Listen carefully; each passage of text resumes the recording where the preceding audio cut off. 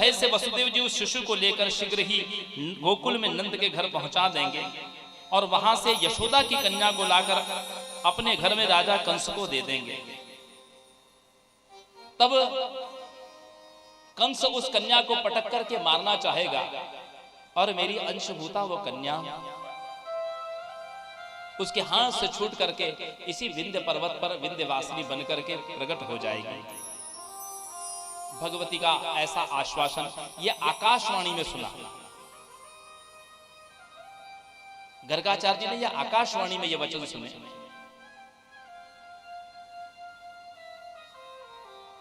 तो नारद जी से वसुदेव जी कहते हैं कि हे देवर्षि, उन्हीं की कृपा से तो मेरे दोनों पुत्र आज जीवित हैं, बलभद्र बलराम जी और कृष्ण। ये दोनों मेरे पुत्र उन्हीं देवी की ही वरदान स्वरूप जीवित हैं, इसलिए मैं अवश्य ही उन देवी की आराधना करूंगा। तो नवाहन यज्ञ में देवी का यज्ञ आरंभ हुआ, जिसमें इस देवी भागवत के 2 अंग और जोड़े गए।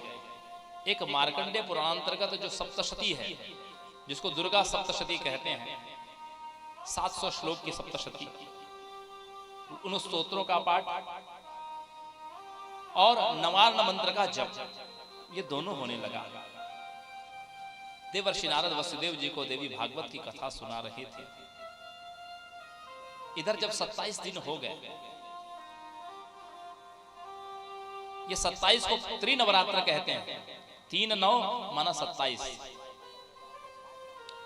26 दिन नहीं, 25 दिन नहीं, 27 दिन।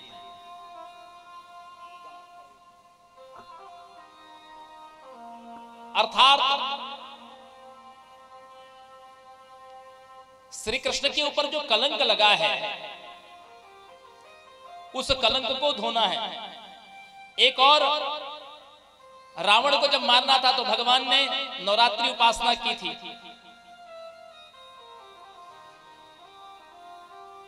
और आज श्री कृष्ण के ऊपर जो कलंक लगा हुआ है, जिसको धोने के लिए आए हैं, तो उनके पिता नवाहन यज्ञ कर रहे हैं, नवरात्रि उपासना कर रहे हैं। ऐसी 3 नवरात्रियों का समावेश 27 दिन में हो गया, समझ लीजिए। इसलिए यहां 27 की संख्या को त्रिनवरात्र कह दिया। जैसे राम जी ने नारद जी की प्रेरणा से त्रेता में 3 नवरात्र किए थे, आश्विन, चैत्र, फिर आश्विन। इन 3 नवरात्र की उपासना के बाद उनको रावण को मारने की शक्ति प्राप्त हुई थी। लेकिन द्वापर में श्री कृष्ण को 27 दिन मतलब 3 नवरात्र प्रतीक्षा करना पड़ा। और जब 28वें दिन जामवंत जी को यह ज्ञान हुआ, स एवासी भवान कृष्णो मध्यो रात्रिम क्षमस्वभो ब्रूह्यत करणीयम में भृत्यो हम तव सर्वथा। चरणों में गिर पड़े कि प्रभु, मैं आपको पहचानने में भूल कर गया। जीवन भर आपकी उपासना की है और आपको पहचान न सका। अज्ञान का पर्दा मेरे ऊपर आच्छादित था। मानो आपने 27 दिन तक मेरे साथ खेल खेल करके अपने स्वरूप का मुझे भान करा दिया। मैं आपका सेवक हूं, मेरे लिए क्या आज्ञा है बताइए। भगवान ने कहा, मैं मणि लेने के लिए आया हूं। जामवंत जी ने कहा कि प्रभु, आप वस्तुतः मणि लेने के लिए नहीं आए। आप तो मेरी उस 8.5 लाख वर्ष पूर्व जो मैंने आपसे इच्छा प्रकट की थी, उस इच्छा की पूर्ति के लिए आप आए हैं। हे प्रभु, इतनी लंबी प्रतीक्षा आपकी करनी पड़ी मुझे दर्शन के लिए। अब ऐसा कुछ कृपा करिए कि इतनी लंबी प्रतीक्षा न करना पड़े, जब दर्शन करना चाहूं तो तब दर्शन हो जाए। भगवान कहते हैं, जब तक व्यक्ति गृहस्थी में संलग्न है, जब तक देहाभिमान में युक्त है, जब तक परिवार के श्रृंखलाओं में फंसा हुआ है, तब तक उसको सहज चिंतन नहीं हो सकता।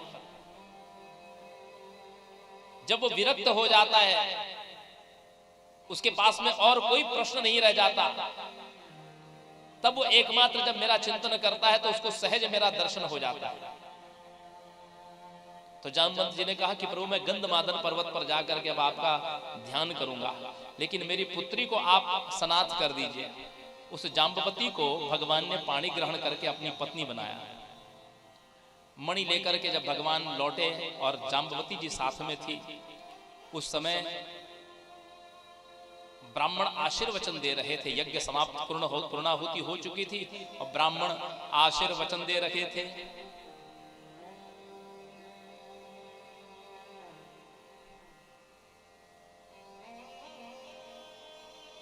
और उसी समय भगवान श्री कृष्ण आ गए।